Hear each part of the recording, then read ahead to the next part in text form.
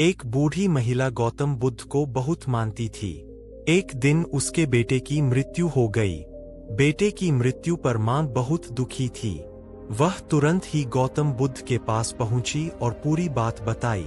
महिला ने कहा कि आप मेरे बेटे को फिर से जिंदा कर दीजिए। महिला बुद्ध को भगवान मानती थी। उसे लगता था कि वे उसके बेटे को जीवन दान दे सकते हैं।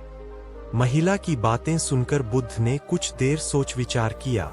सोचने के बाद बुद्ध बोले कि इसके लिए तुम्हें गांव के किसी एक घर से एक मुट्ठी सरसों के दाने लेकर आना होंगे, लेकिन एक बात ध्यान रखना, घर ऐसा हो जहां कभी किसी मृत्यु नहीं हुई हो।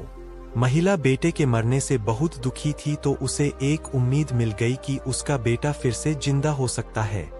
बुद्ध की बात मानकर वह गांव की ओर निकल गई और घर घर जाकर एक मुट्ठी सरसों के दाने खोजने लगी।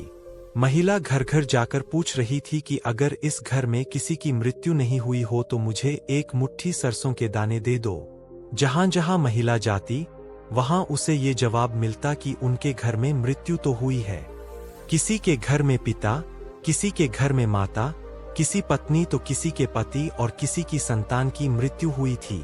पूरे गांव के एक एक घर में महिला ने सरसों के दाने मांगे, लेकिन सफलता नहीं मिली। अंत में उसे समझ आ गया कि बुद्ध ने उसे ऐसा करने के लिए क्यों कहा है।